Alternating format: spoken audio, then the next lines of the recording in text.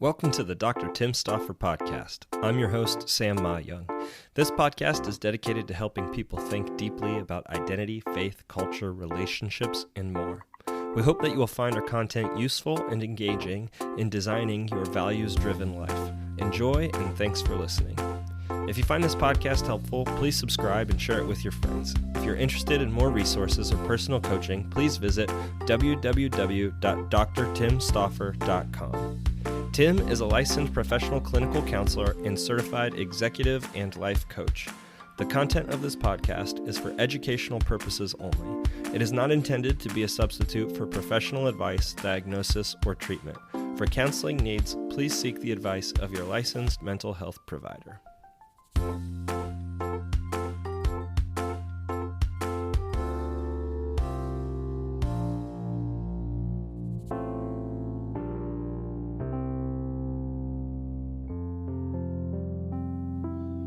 Good morning, Tim. Hey, Sam. How are you? Good. Yeah. Excited to have this conversation.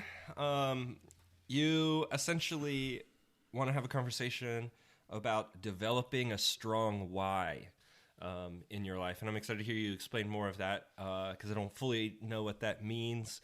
When you were talking about it, you were talking about having good purpose and meaning in life and this being attached to that. So I'm excited to hear what you're bringing to the table today. Right. So when you think about anything that you do, you just showed me a cool project that you were working on for an event that's coming up, and you've invested a lot of time and a lot of energy in it. And the question becomes, like, whenever we do something like that we have enthusiasm for it, you can just about guarantee that a person has a strong why. Like there's a sense that if you said, why are you doing that thing? Yeah. There's probably a really good rationale and something really to be excited about, something that adds a sense of real meaning and purpose to life. And so I'm not asking you to talk about that particular project and why, but we don't have to do this right now, but would that be a helpful exercise as we talk this conversation through? That might be. Because when I made that, I wasn't consciously thinking of my why, but I could unpack that, I think. Well, unpack it a little bit because my hypothesis would be is that the reason you made it, the reason you were enthused enough about it that when I walked through the door, everyone's gonna be like, What did you make? You said, hey, Tim, I want to show you something in the garage. That's not the norm for when I come into your house or come over to see you, that you have this enthusiastic. Well, now, there have been other times, like you were enthusiastic to show me the fireplace that you built. True. It's like that. It's like, and so these kinds of projects have our enthusiasm and our sense of joy, our sense of like things that give us energy are almost always connected to a deep sense of why. Okay. And so talk a little bit about why did this project capture you and what, let's unpack it. Yeah. Okay. So, the mystery object in my garage that listeners are dying to hear what it is. I made it's like a soapbox car derby track, like the small kind that you would see in like Boy Scouts. I made like a decently sized track with a platform that has a hinge that drops the cars in. Pretty impressed with how it turned out myself. It's really good. It's cool. But I spent like an entire evening, stayed up way too late making it. I don't know if you noticed the numbers. That's actually the thing I'm most proud of. At the bottom. No, the numbers at the top. At the top. Yeah. Like the track numbers. Yes. Like I drew like NASCAR looking numbers, like to, differentiate the lanes. Anyway, I made all of this. Turned out pretty good. Pretty proud of the result. I'm using it, for an event with high schoolers this weekend, for my job. It's a game. So that's what it is. Mm-hmm. Should I go into the why as to why I was either excited or I don't know. I guess here's where do I go from here? Sure. Well, so if we think about like, the reason that you were willing to invest the time and the energy and the process is because this thing has a meaningful purpose attached to it. And so when we connect with something deeply meaningful, we find way more joy. I suspect that if you, and this is how I would connect it to what I would say to the inverse, like what do we do when we don't have meaningful or purposeful something and we're bored? Like what we land up doing is oftentimes turning towards our appetites, or turning towards the vices of life, turning towards things that do not produce anything of value. Okay. I literally, when I was telling a friend what I made, and I was like, I mean, I stayed up till like 1 a.m. finishing this, but I had a lot of fun actually making it. And when I was telling my friend the next day, he goes, "Why'd you stay up so late making it?" I was like, "I don't know." I was like, it was either do this, I was like, or I could sit on my couch and watch a movie and drink a beer. And was like, this had more meaning to me than the alternative. And so I think that I'm like, okay, that makes sense, that having a good meaning, like, you know, a purpose attached to it will drive the work you do. Right. So when I as our listeners know, I do a lot of work around helping people wrestle through pornography addiction or use of pornography and other vices that people wish to stop. But it's the lack of connection to a meaningful or purposeful thing that opens up this vacuum, or it opens up this cavity internally that sucks us to that which is unhealthy, but satiates some appetite temporarily. And so one of the ways in which we find an exit ramp, or we get out of vices, is by engaging that which is meaningful and purposeful and staying grounded to it. And if we're struggling to find meaning and purpose and find something meaningful and purposeful, that may be have to be a very intentional process that we think it through, that we feel it, that we engage it very deliberately. In many ways, there's this reality that the things that are most meaningful and purposeful to us don't take a whole lot of work to stay grounded to them. Like this project, it was just, it's there. So like it's the energy follows you, or it presses you right into it. Well, okay. So if we can, let's unpack it a little more. Because when I think of why I was getting so excited about it, I don't want to like present a false reality that it was because I care for these high schoolers so much. I want this to be the best that it can be for them. I do, but more so, I love fun. A lot of my life is driven by how to make things more fun. And when I started this project, I saw the potential that it could be for creating this fun thing to be enjoyed with my high school friends. And as I got going, the possibilities of what that could be grew. And so for me, I don't know if this is okay or not, and it probably has its own shortfalls, but like fun is actually like a pretty significant driver in my life of finding meaning and purpose. That might sound shallow, but like it is, like, and because that the possibility of it being exciting and fun and enjoyable for a group of people, myself included, was what I think helped me stay rooted to. When I started drawing those numbers, I had a conscious decision. I was like, if I'm going to draw these numbers, I know it's going to take me a long time to do these well. And I was like, yeah, but it'll make it better, and it has the potential for it to be elevated just a little bit more, as to like, oh wow, this is really fun, you know. So I stuck that out. Does that make sense? Yeah, it makes a lot of sense. My wife is an artist and a exceptionally gifted florist, and I see that dynamic at work in a lot of what she does. Like what she does, she wants it to be done with a level of excellence and a level of like the special touches that are so easy for me to just disregard. Sure. And even in my worst moments, judge, like, is it worth the investment in time of really is that really matter? But it's like, I was watching her wrap her gifts for her staff. And like, it just was exceptional. Like the experience of actually getting the thing apart from the gift itself was the amount of love and care and attention to detail, the ribbon that was chosen to tie the box lid together, all of these things.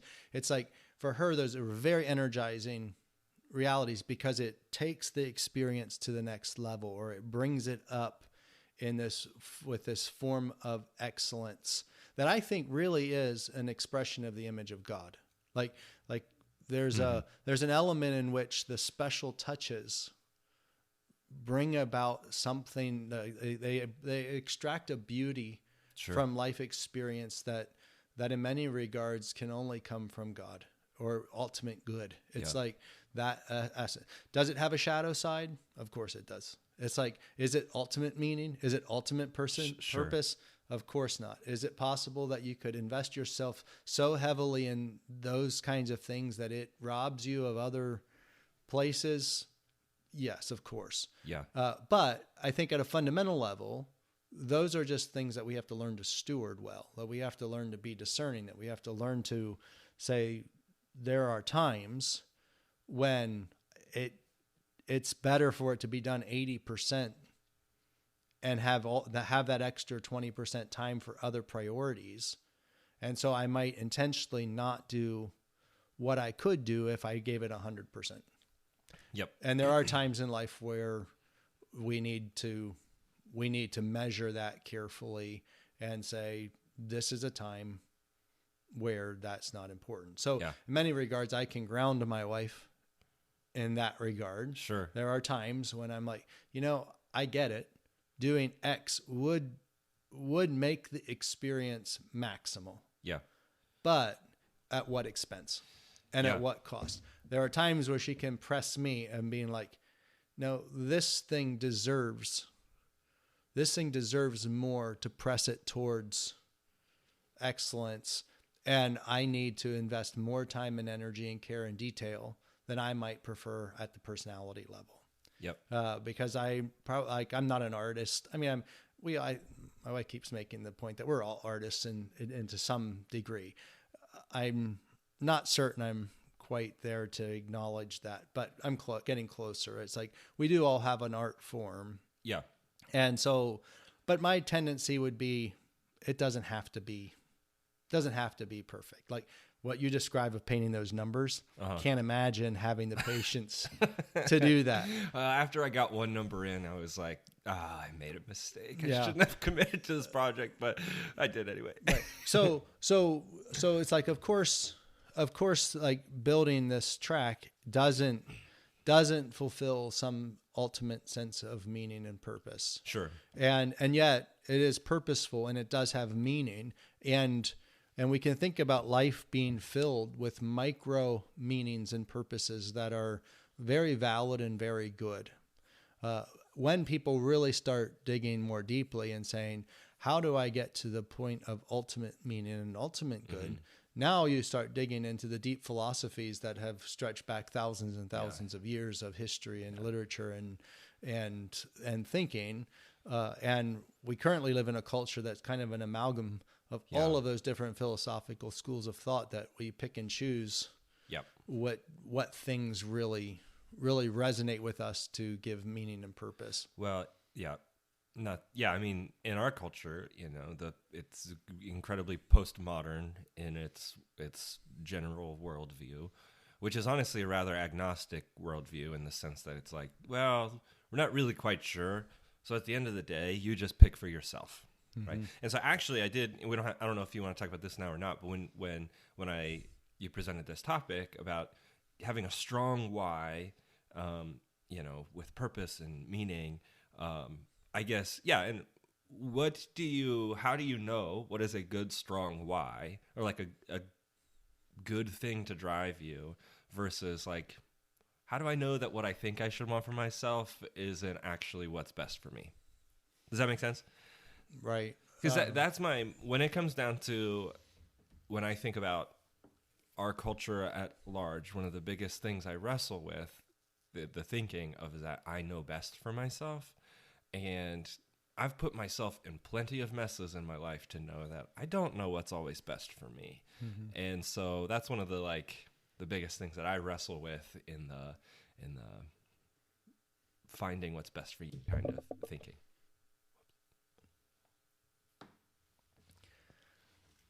Yeah, that's a great question, and I think it does point us towards, like, we all have this responsibility to think through and to connect with and to choose of sorts how we're going to make sense of our existence in this world. I think my approach is what I would say, I call it the articulation of values. Like, okay, we have to, in order to find meaning and purpose, we have to articulate our valuing system. And part of articulating valuing system is identifying the source of values. And I would say that's like one of the most grounded exercises a person can do. And sometimes it's the hardest, is in what or to whom will I ground my understanding of the world? Mm-hmm.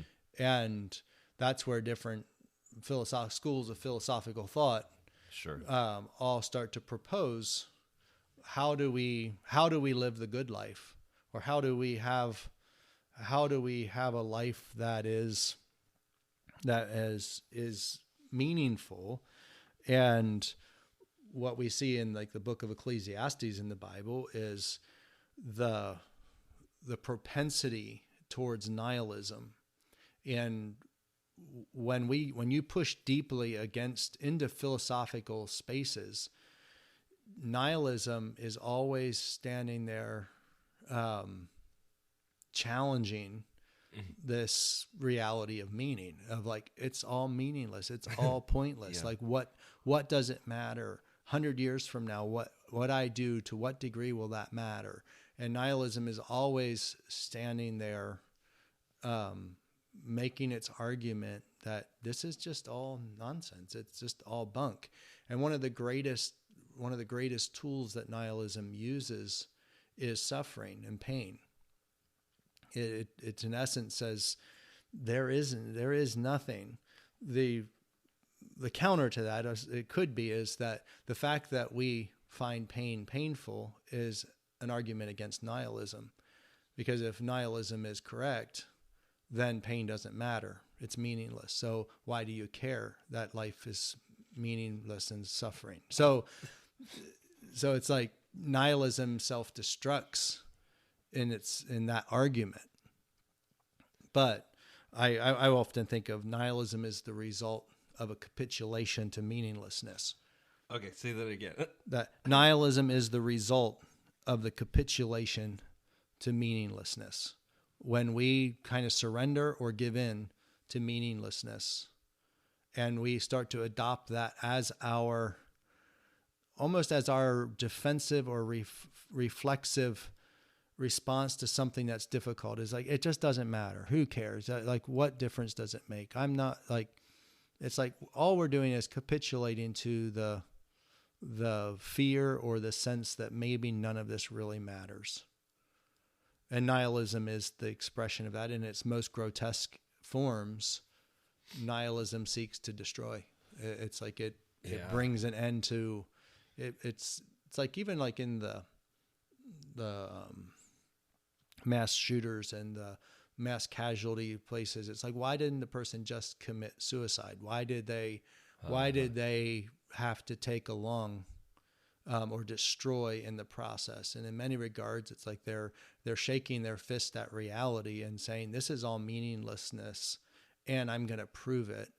I'm going to destroy myself plus anything else that I can, because that's the ultimate end. Like, just everything should be destroyed. It needs to just go away because it has no meaning and purpose. And so nihilism in its most grotesque and extreme forms leads to a lot of pain and suffering and destruction in the world.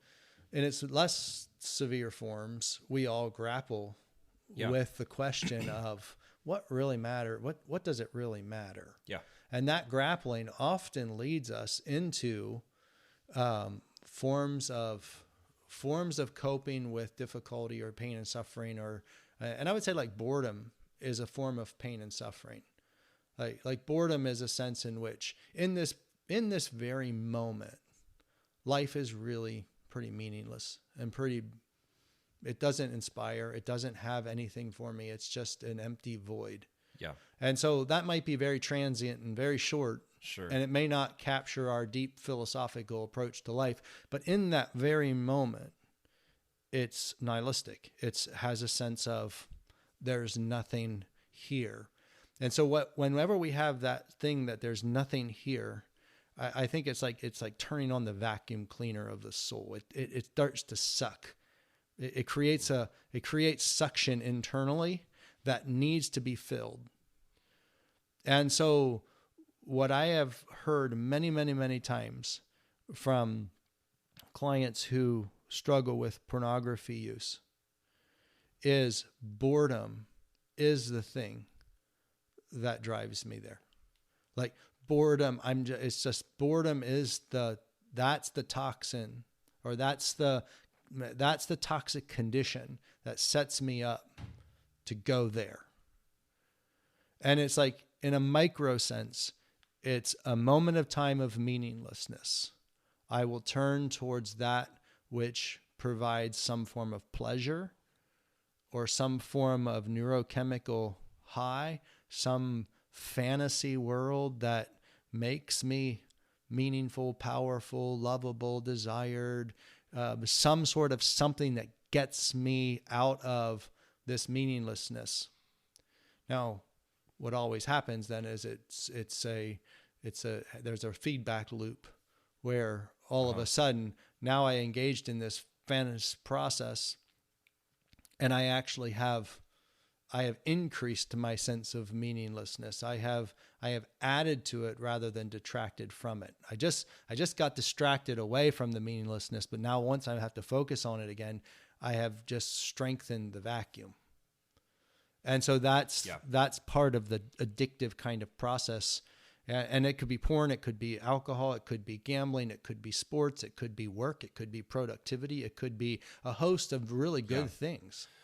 Okay, this is where actually it's pretty remarkable for the Christian worldview. I feel like a lot of times one of the biggest critiques that in particular atheists will provide to the Christian worldview is that, if God existed, why is there so much suffering in the world?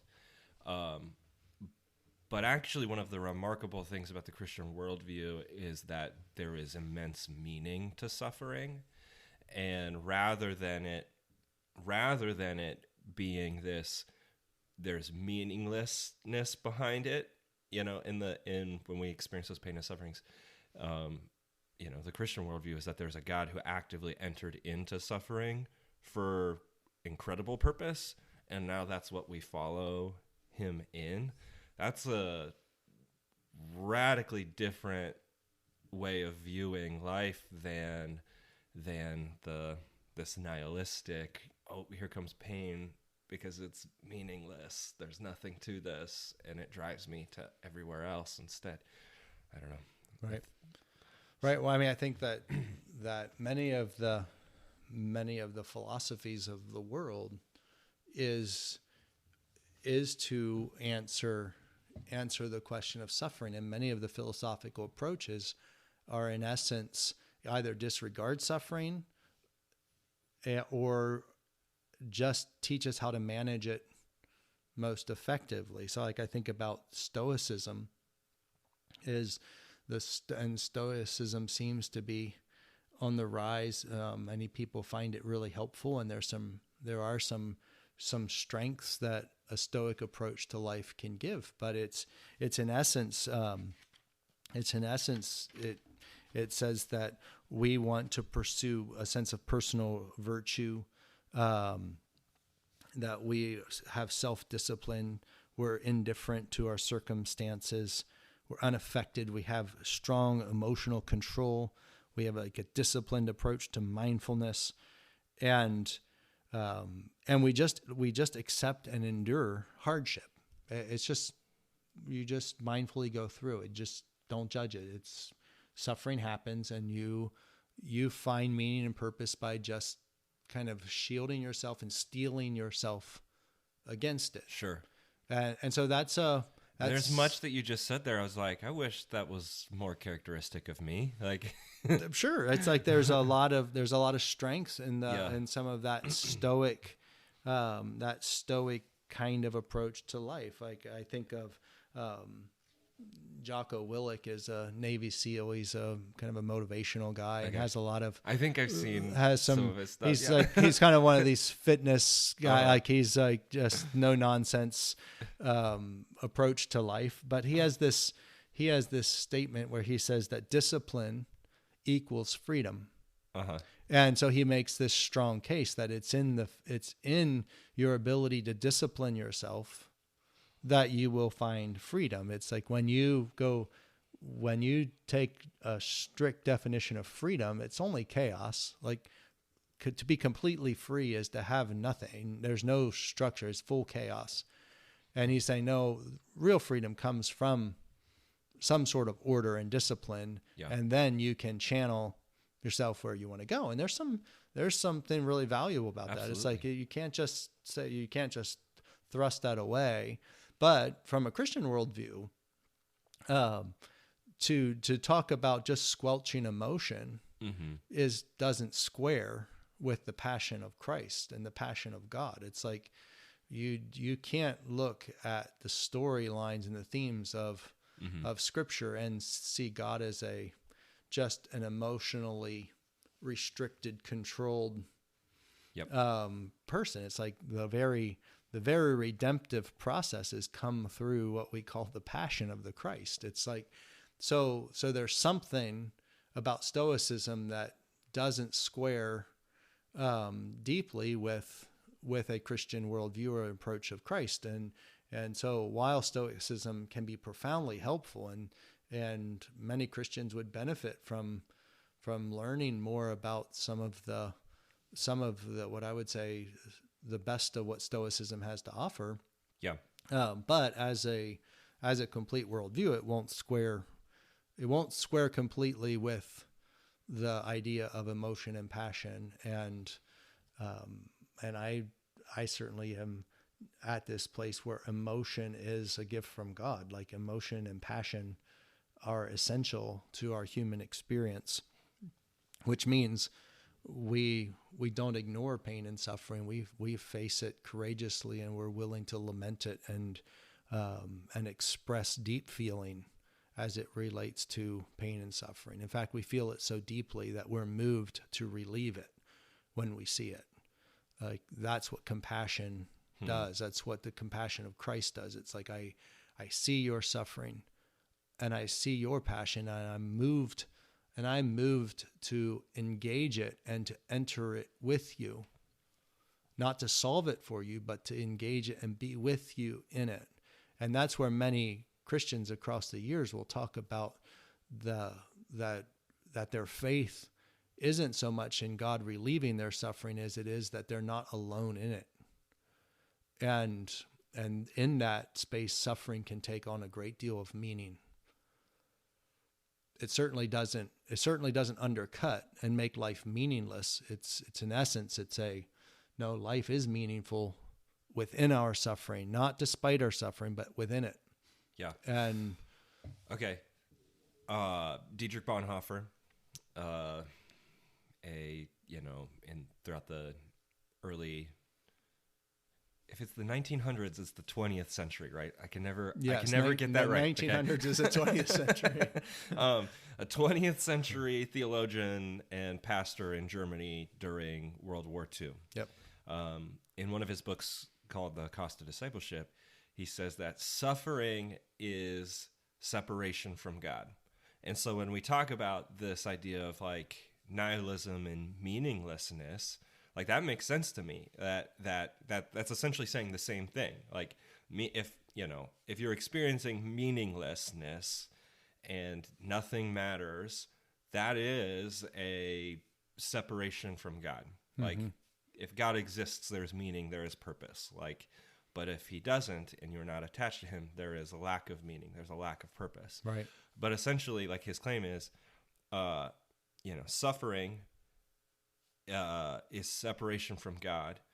But essentially his point becomes this, that for the Christian, this actually isn't possible because of his promises to be with you always. Right. Like, even though you may actually like experience these painful moments and real suffering, he's essentially saying that real suffering isn't possible then at that point because God is with you in it. Right. That was kind of a mind-blowing thing for me to read. Right. And it squares with so much of what the saints of history describe. It's like you... And then all of a sudden you can start to make sense of some of the phrases about, when Paul writes about consider it joy when you face all sorts of trials and sufferings and stuff like that. It's this complete reframing of how you understand it if God is with you in the midst of it. Right. So. Right. It's certainly through that lens, it shouldn't surprise us that suffering produces two radically different outcomes for some people. For some people, suffering pushes them deeply into the nihilistic category, where God certainly can't be God and he certainly can't be good. Yeah. And so suffering pushes some people far from God. For others, it's like you listen to their story of suffering and how they describe how that within that suffering, the presence of God in it has so deepened their faith that it raises this question of like, how can suffering produce such radically different outcomes for people? Because it's both are suffering. Yeah. And it's like it speaks to this the tension of, again, this goes back to this concept of articulating values and deepening, like to ground ourselves and our values into something. Like, will the thing that we ground our values into have sustaining power? So I was listening to a podcast this past week with Jordan Peterson and John Bernanke, talking about meaning and purpose and God. And it was a fascinating conversation, way above my pay grade. They challenged my thinking and make me feel dumb. But it was this, Bernanke made this observation about two questions that he asks that help him establish a sense of meaning. And the first one was, why or what do you want to exist even if you don't? In other words, like what are the things that are going to endure beyond you? Mm-hmm. That if your existence ceases, you would want these things to stay in place. Like you would want these to continue even if you're not continuing. And then his second question was, how much difference are you making to that thing now? Like, are you going to ground yourself to that? And I was like, I think that's a really profound way to start articulating our values. Sure. Like, what are the things that we believe are of such a value that it will endure beyond us? And what would I like my life to contribute to in terms of it continuing? So going back to your track that you made, I suspect that if we really wrestled with these questions, one of the things that you would like to exist if you don't would be fun. Absolutely. Like it's like you like it when you're not here anymore. You want an environment where people can enjoy and have fun and find expression of joy and laughter and excitement, and so you are grounding this value of fun in some enduring principle that is very, very deep. And in fact, I think you could take that value and you could drive it right back into the image of God, right back into that which will endure forever. And so Ecclesiastes, in the book of the Bible that is one of the deepest philosophy books around the antidote to nihilism, speaks about that concept of that the thing that endures forever is the thing to which we give allegiance. It's like, therefore, don't remember your Creator in the days of your youth. Like there's a sense in which meaning and purpose, meaninglessness, faces its demise when things endure forever. When things that will endure are the place where meaning is found. And so if we can ground our valuing system back to back to that which is eternal, or that which endures. Yeah. And for the Christian, that's grounded right back into the kingdom of God, or right back into this ultimate sense of goodness, this ultimate sense of beauty, this ultimate sense of this is who God is. And there's a spark in each of us that desperately wants that thing that exists forever. Eternity is placed in our hearts, the Ecclesiastic author says. Yeah. And so it's like we all have this spark of this sense of something that endures. And people will talk about legacy. They'll talk about kind of creating wealth that will extend beyond themselves. They want to be able to give to causes that are going to outlive them. It's like all of those things are sparks of the image of God in us that have this desire that we have for eternal presence, or the sense of continuing. Like my faith drives me back to say, I want my deepest valuing system to be grounded to that which is going to endure forever. And then I can start asking myself the question, to what degree am I going to make a difference in that today? Mm-hmm. In many ways, when I wrote down these two questions and started just journaling about them, and I was like, I want to actually make a list of what are these things that I want to exist if I don't. And then can I begin to look at what I'm actually doing in my life and like take a grid or draw a line back to, I'm doing this today because of this value, or because of this thing that I want to endure forever.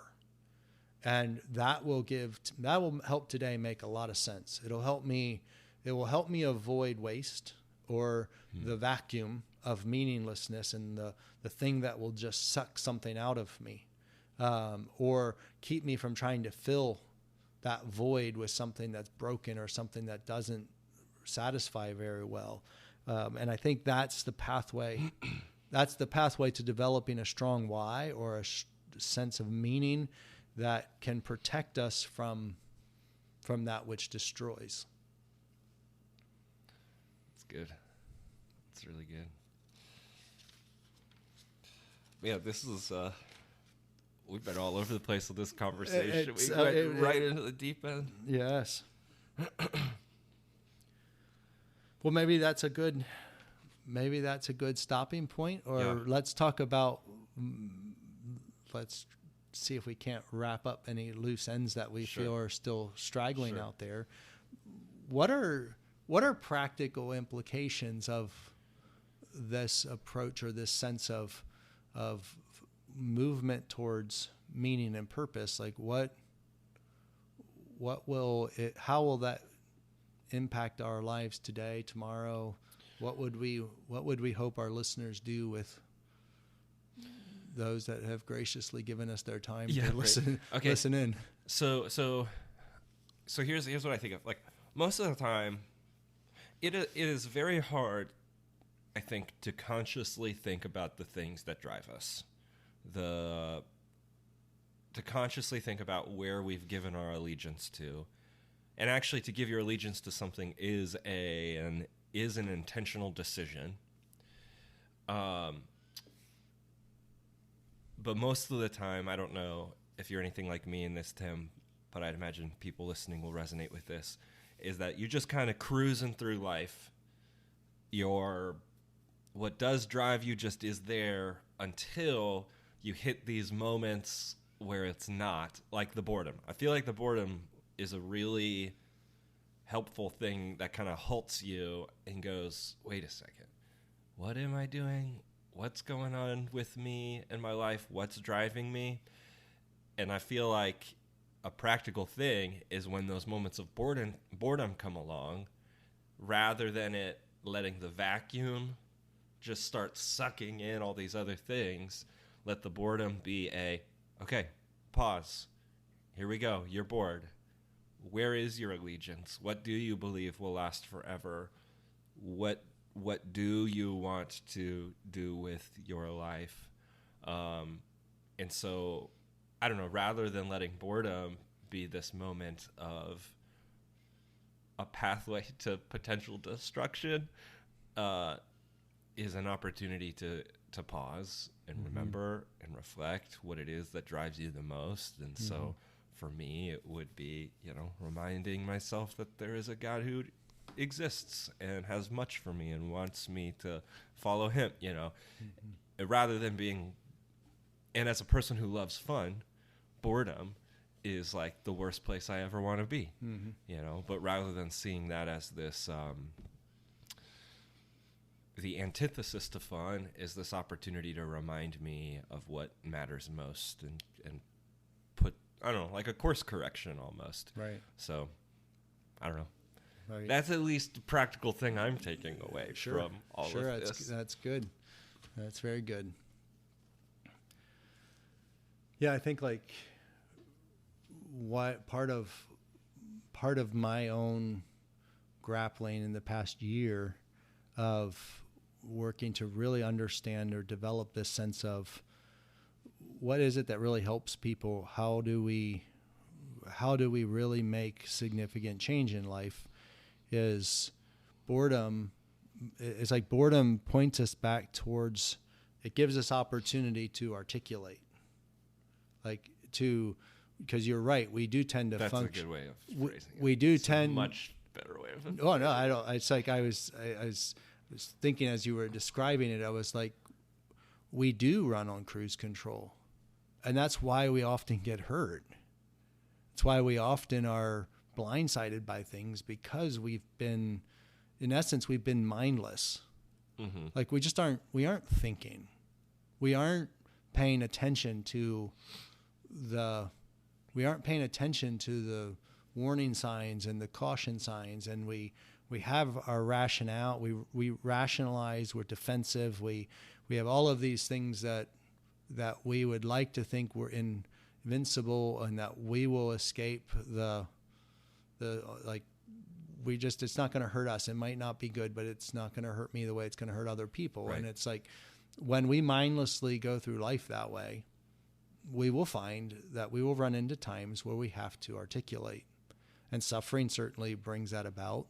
Boredom certainly brings that about. We often have small opportunities along the way, and unfortunately, many times we just dismiss them. Yeah. And so there's an element of, well, when you hit the wall, thank God that there will be people there that then can help you.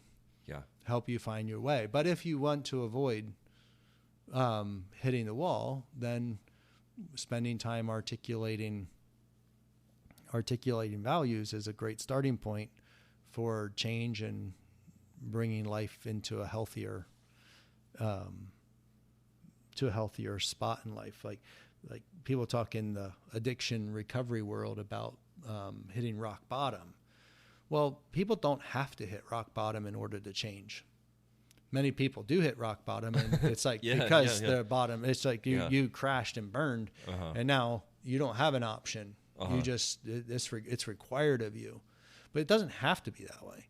Like wisdom would say, how about you get reflective before you get there? Yeah. Or can you learn something from the small bumps and bruises along the way that might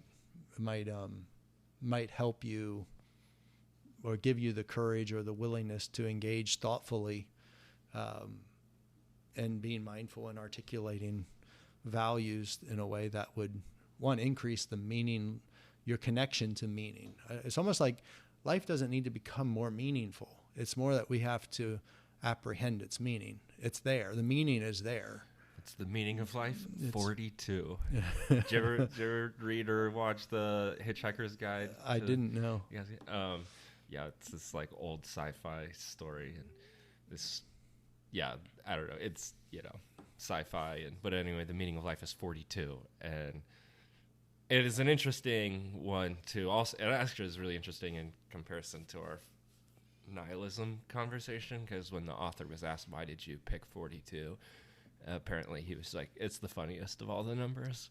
And that's just it. That's it. Like, and it's like humanity. The book's about humanity's quest for meaning and purpose, and the answer is actually he walks away with nothing. Yeah. And you're like, oh, that's not what I was hoping to read. Yeah. So anyway. Yes. Yeah. Good. Well, I think let's wrap up there. I think in many regards, for our listeners, thanks for joining us, and if you found this conversation interesting, feel free to shoot us an email. Of all the ones we've recorded, I'd be curious to hear what people's thoughts are. And they're like, I want to hear if you're like, hey, this was helpful, or if you're like, this one wasn't helpful. It was too all over the place, or too, unpractical, or if it was practical. Yeah, I'd love feedback on this one. So. Yes, that would be fun. So, thanks again for listening, and we'll talk to you next time. All right, thanks, Tim. We hope you enjoyed this week's episode of the Dr. Tim Stofford podcast. If you're finding this podcast beneficial, please share it with a friend or leave us a review. Don't forget to check out the show notes, where you'll find links to resources and an email address. We'd love to hear from you, so please send us your questions, feedback, and topic ideas for future episodes. Thanks for listening.